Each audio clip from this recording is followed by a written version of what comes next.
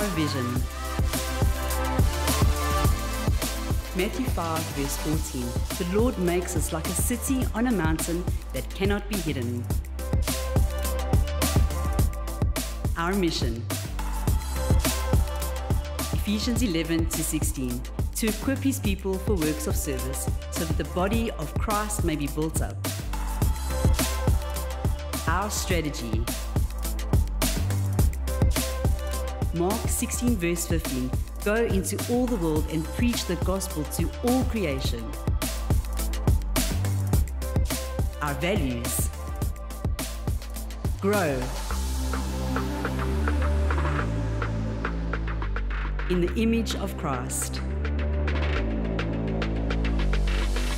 Connect.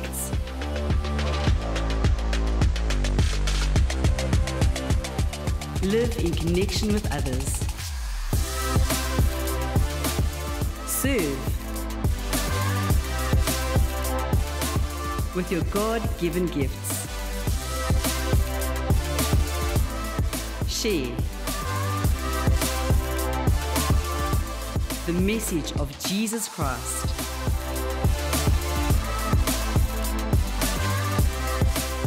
Our theme for this year, for 2025, Come Home.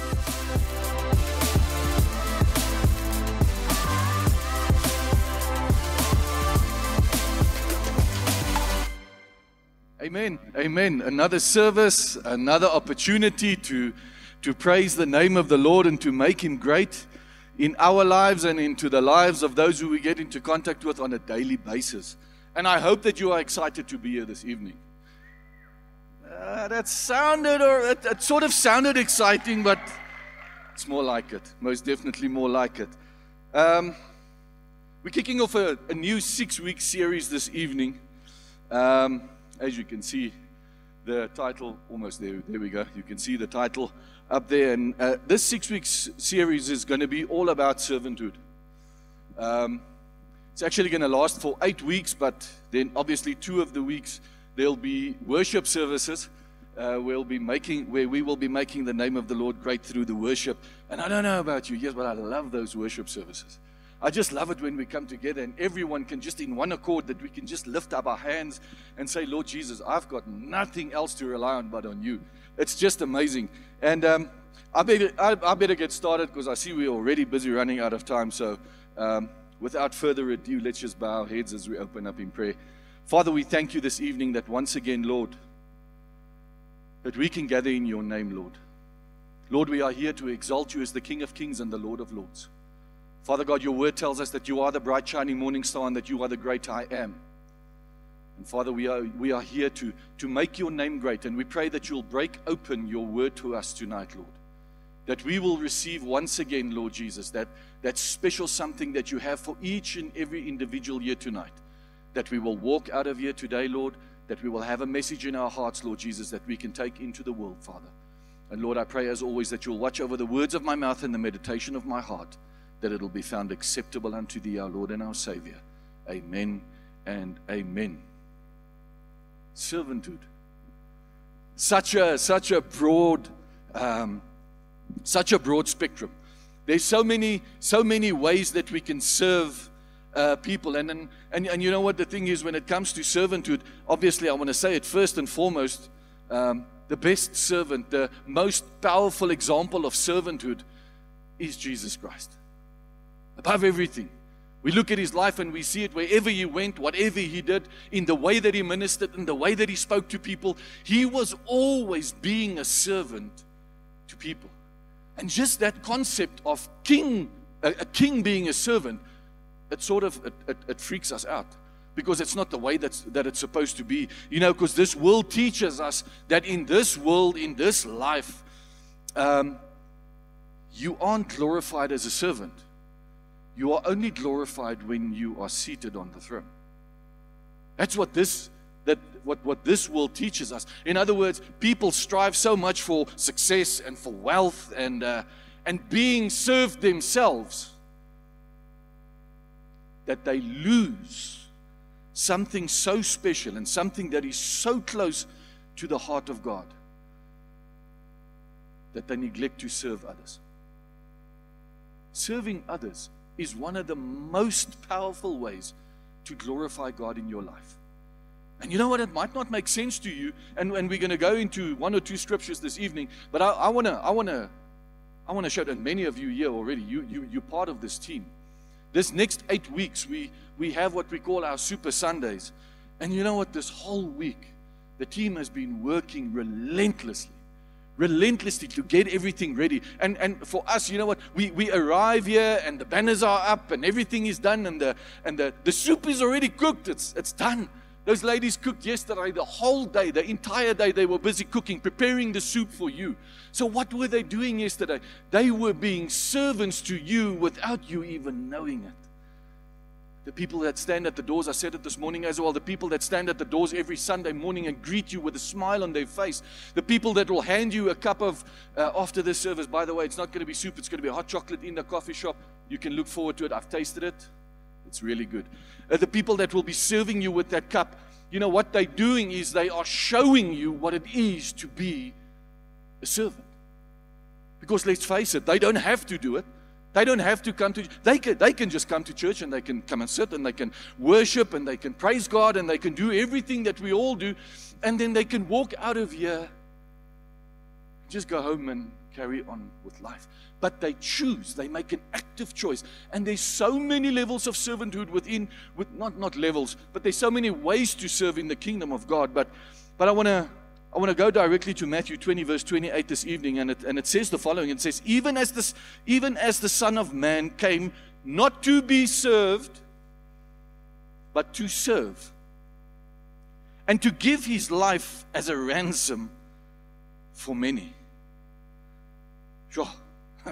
Now, what is actually happening in this passage is Jesus is actually busy correcting his disciples, their worldview of greatness or being great. He's correcting them because just before the scripture, John and James, they were having this conversation and they were saying to Jesus, but you know what, Lord, we want to ask you a favor. When we get to heaven, can one of us sit on your right-hand side and the other one sit on your left-hand side? And by saying this and by doing this and by teaching them the scripture, what Jesus does is he comes and he just flips over that entire narrative of their thinking, their worldly thinking. He just flips it over. He says, guys, but this is not what it's about. It's not about being the greatest. It's not about being the best and the most successful.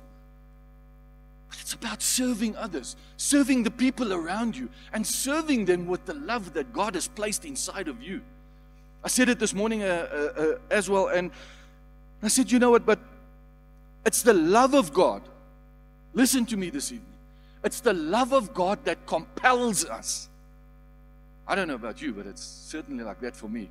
It's the love of God that compels me, that love that I receive every morning, that new gift of love, the new gift of grace and mercy that is poured out upon me every day, where I am renewed in His Word on a daily basis. It's that love that compels me to serve others with a heart that says, you know what, it doesn't matter what you think about that person.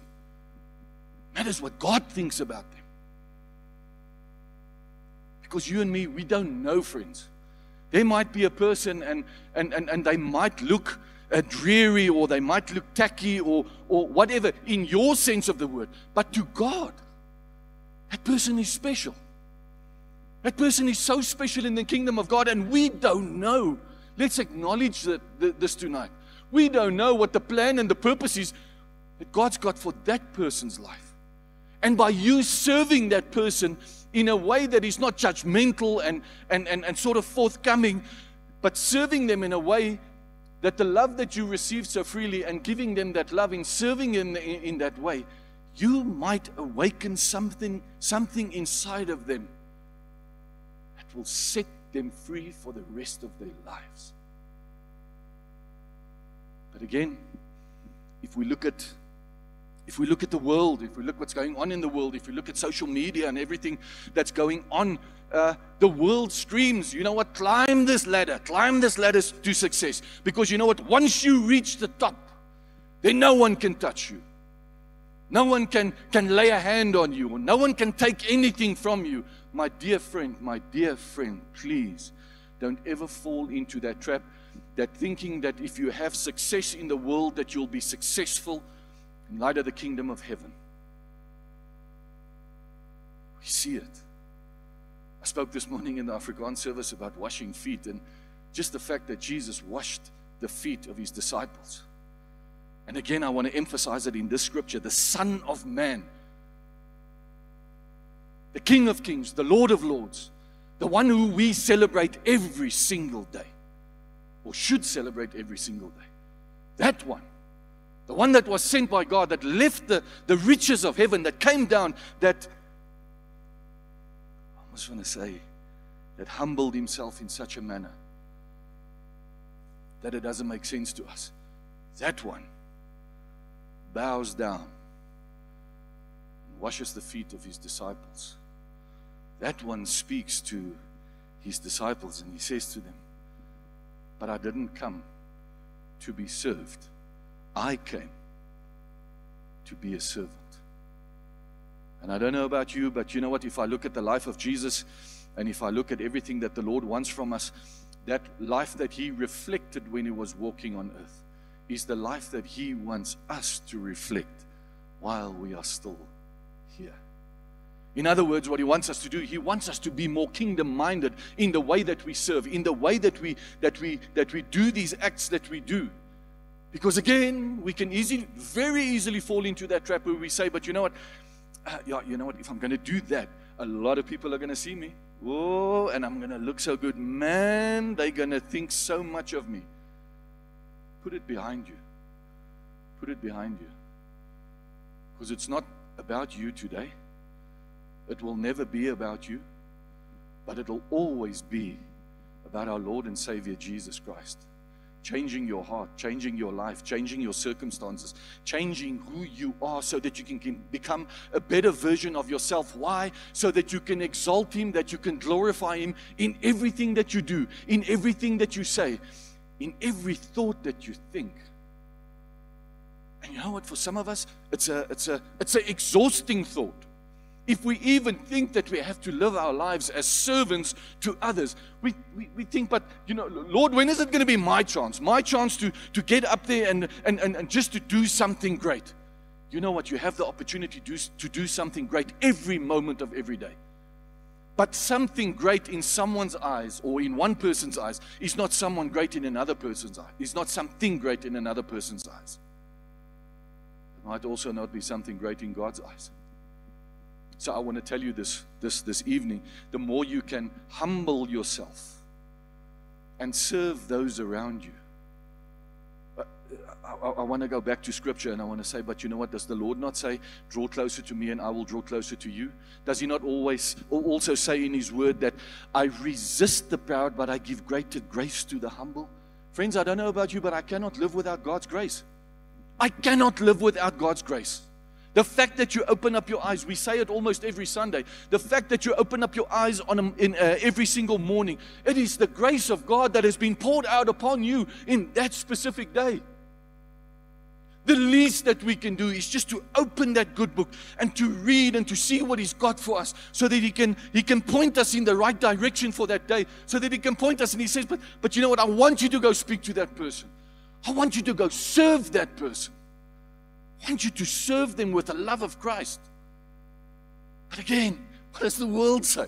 The world has got this, I almost want to say, this arrogant jacket that we put on. Man, and we can just strut and we can just do it. As long as they think I'm a great man, woo, I'm going to make it. I can just do my thing and I don't care who says what and I'll be great. No, you won't. Pride always comes before a fall. Always comes before a fall. How many people do you know that in their families they've got issues because of pride? They've got issues because they don't serve one another. And guys, please don't be confused with servanthood this morning. Don't think that it's you just need to be the one that runs around and does everything and everyone else just sits. It's not about that. It's about serving one another with the love of God. It's a complete difference between serving someone to be seen or to receive something so that I can be exalted, and just serving someone because simply God laid it on your heart that you must go to that person and you must show them an act of kindness. The second text is out of Acts 20 verse 35. Again, amazing. And here we see in the first text that we read, we see how Jesus says, you know what, I didn't come to serve, but I came to be a servant.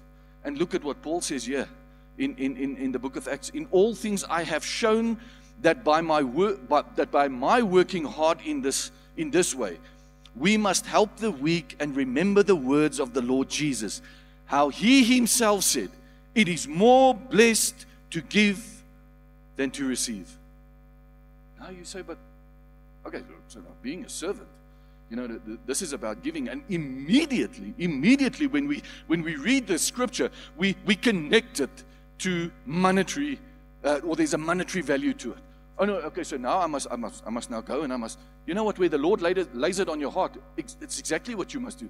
But there's so much more when it comes to giving than just money. But again, it points to the fact that our worldview has become so warped that everything that we do, everything that we attempt, it seems to be connected to money. It's connected to money. Oh, the Word of God said I must give. No, I must just give my money because now it makes me feel good. No, it's not supposed to make you feel good. You are supposed to give in any way because the Lord has laid it on your heart, not because you are this great and amazing and successful person. You're supposed to be led by the Holy Spirit in all these things, and especially your giving. But apart from that, Paul is addressing the Ephesian elders here, basically in his farewell speech, if we can say it like that. His life is a living sermon, marked by hard work. This man, Paul, sacrifice, selfless giving. Giving of what? Giving his time, giving his effort, getting into a boat, being shipwrecked. I mean, Paul said it. He says, you know what? I've been beaten, I've been bruised, I've been thrown with stones, I've been in storms, I've been shipwrecked, I've been all these things. But you know what? In all these things, he didn't do it to be exalted in any way. He was the one. I mean, he's responsible for writing 2/3 of the New Testament. He's the one that heard the voice of God, that spoke to him and said, Saul, stop your nonsense. Knocked him off his horse so that he can get a wake-up call, so that he can realize, but hold on, this is not about me. It's not about the way that I think I need to do things. There's a greater one in heaven, and he wants me to be a servant to his people. And he goes on these missionary journeys. He goes to the outer ends of the world, and what does he do? He preaches the gospel of Jesus Christ. He serves the people with the word. Man, I don't know about you, but it affects me. Even up until this day, when I read it and I go through the epistles and I look at his writings and I see where he went and I see what he went through. But he continued doing it. Why? Why did he do it? Because God told him that he must do it. That unction of the Holy Spirit, again, compelled him not to stop serving people, serving them with the Word of God, taking the Word of God to the outer ends of the world so that other people's lives can be changed. Why did Jesus serve? Why was he a servant? Why didn't he come to be served? I mean, he rode into Jerusalem on the back of a donkey. He could have gotten an amazing big steed and because he was God, fully man, he could have got the best robe, even a better robe than the Pharisees and the Sadducees and the Sanhedrin. He could have been clothed better and got up on the steed and very proudly being sort of ridden in on this amazing big steed into Jerusalem. But he didn't. He was so humble. He rode on the back of a little donkey. Came in. Why? Because he was a servant. Because he wanted to honor his father. because he wanted to be obedient to the call of God on his life. Wanted to be obedient, knowing what was going to happen, still being a humble servant. Blessing of giving, friends, is not only financial, but also of self. It's not just about the material generosity. It's about the posture of the heart. And you know what? Maybe you and me have got to a place in this world, in the time that we live in, where with all the craziness and all the things going on in this world, we too, in some way or form or manner, our worldview has been twisted. To say, but you know what? The bigger the better. Jesus is saying, says, the lower you are prepared to bow and serve others, the greater you will be. Counter to what the world tells us. I mean, there's many motivational speakers throughout the world, and they give a great and amazing motivational word. They motivate us, and they give us the ABCs of living life. They give us the 1, 2, 3, 4, 5, 6, 7, 8, 9, 10-step plan to be a better man, to be a better woman, to do everything that you've ever dreamt of doing. But oh, my dear Lord, why don't we just go to the book that has been written before any of these amazing people? Open it up and start reading it, and allow the Word of God just to touch you in your innermost being. And when that happens, I can almost make you a promise today and say that when that happens, the Word is always going to point you towards servanthood, towards serving other people. But we battle to bow our knees, friends, in this modern world that we live in. Do we even still go on our knees to pray and exalt Him? Lower ourselves for what He has done for us? Or have we become so arrogant that even there where we converse with God Almighty, that we are not even willing or able to bow down on our knees and say, my Lord, please help me. I have lost my way. I need you to take me, Lord, to the place where I need to be. I need to become a humble servant once again, so that your name can be made great in and through my life. Serve others always with the love of God, with the love that He has placed inside of you and the love that He pours out upon you. And I can ask that whoever's playing on the keyboard, you can come up so long so that we can finish off. I don't want to keep you any longer. I know some of you are sitting here and you're like, ooh, hot chocolate. Man, I'm looking forward to the hot chocolate this evening. I love sweet stuff. So what it is. I said to someone the other day, they said to me, what's your favorite thing? And I said, biltong or dry horse and condensed milk. And they were like, what? Are you insane? I said, well, it's just me. It's just, and it works for me. Believe me, it's amazing. Go and try it. Go and try it. Maybe it'll work for you as well. But you know what? As we draw to a close this evening, we've seen what Jesus mirrors in His life. Throughout the Gospels, we see it.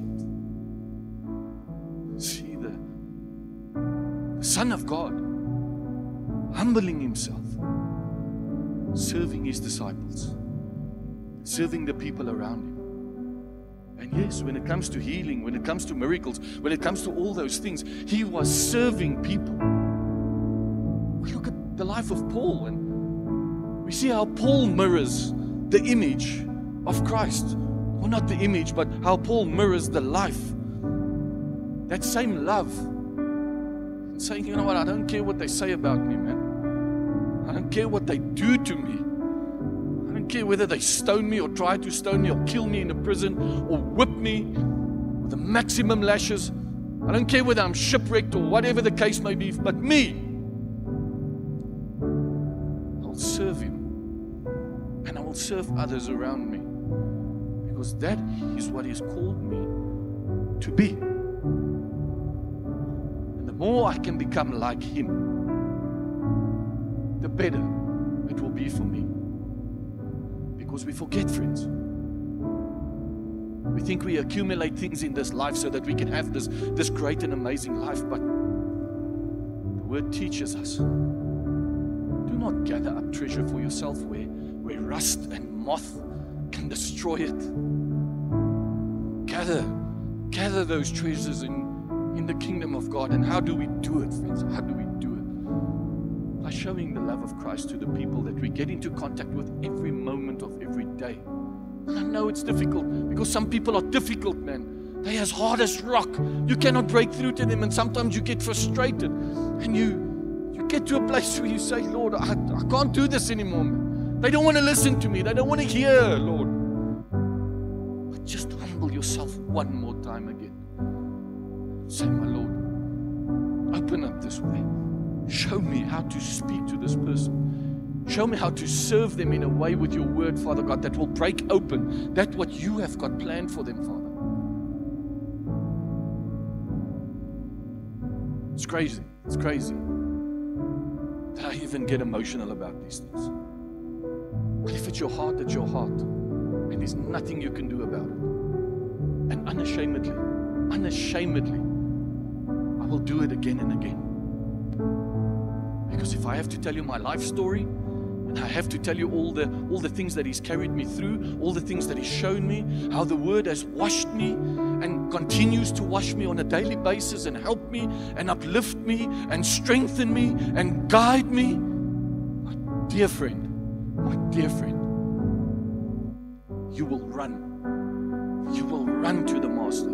You will run to His Word. Jesus didn't come to serve. He redefined what greatness is. In a world that says, climb higher, Jesus says, go lower. In a world that says, be first, Jesus says, be last. In a world that says, take as much as what you possibly can, as quickly as you can, take it. Jesus says, give. Being a servant, friends, is not easy. But it's one of the greatest things that you can ever do in your entire life. Serving the one that came not to be served, but to serve others. And through that love that has been poured out upon you, that love will compel you, friends. Listen to me. It will compel you. It will lead you to that place where you get to a place where you can start serving those around you. Father, we thank you this evening, Lord, for showing us what it truly means to be a servant. Not to be exalted, Lord, but to be more humble. To stay on our knees, Lord. To rely on nothing else but on you. We thank you, Lord, that as we go into this week, that you will give us new opportunities to serve. Not just here at church, Lord, because it's so easy to be the light within the light. But help us in this week so that we can go into this dark world, that we can shine the light, the love of Christ into this dark world by being servants, obedient servants to the one that came not to be served, but to serve. Change our hearts and our minds, Father God. Arrest our thoughts into obedience to Christ Jesus. And help us every day to become that 1% better through the word that washes us clean. If we can just get 1% better today than where we were yesterday. Build us, help us, but not so that we can be elevated and placed in higher positions, but that we will remain on our knees as humble servants of the living God. And for this, we thank you in this wonderful day. In Jesus' name, amen and amen. Friends, I thank you today that I could minister this short little word to you. And I pray that through the working of the Holy Spirit, that it'll be activated in your heart, and then when you walk out of here, that you will truly, that you will take on servanthood, not as a burden, that you will take it on as something, and you need to carry with you every single day. May the Lord bless you. May He keep you. May His face shine upon you every day of your life. May you experience His goodness on a level that you've never experienced before. And may that love that is being poured out upon you on a daily basis, may you too get to a place where you pour out that love into everyone else's life around you. We're going to end off the service, and band's not gonna come up and sing a song. The service is finished. We've done everything that we've needed to do, and all that we can do now is to give praise to the Lord and say, thank you, Lord. You have touched me. Thank you for your word. Thank you, Lord Jesus, for all that you do in my life, and help me to apply your word, Lord. Help me to apply it in my daily life so that I can live a life, a full life that says that I am a servant of the Most High God. I thank you this evening. You may go in peace.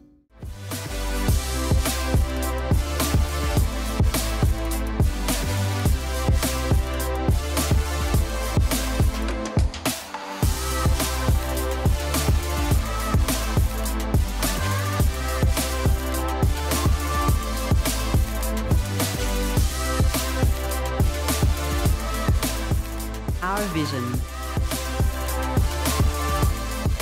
Matthew 5 verse 14. The Lord makes us like a city on a mountain that cannot be hidden. Our mission. Ephesians 11-16. To equip His people for works of service, so that the body of Christ may be built up. Our strategy. Mark 16 verse 15. Go into all the world and preach the gospel to all creation. Our values. Grow. In the image of Christ. Connect.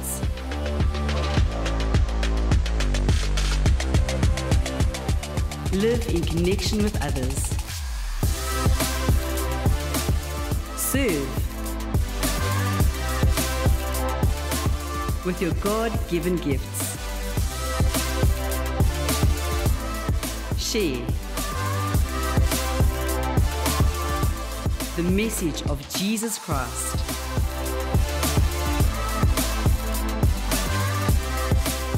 Our theme for this year, for 2025, come home.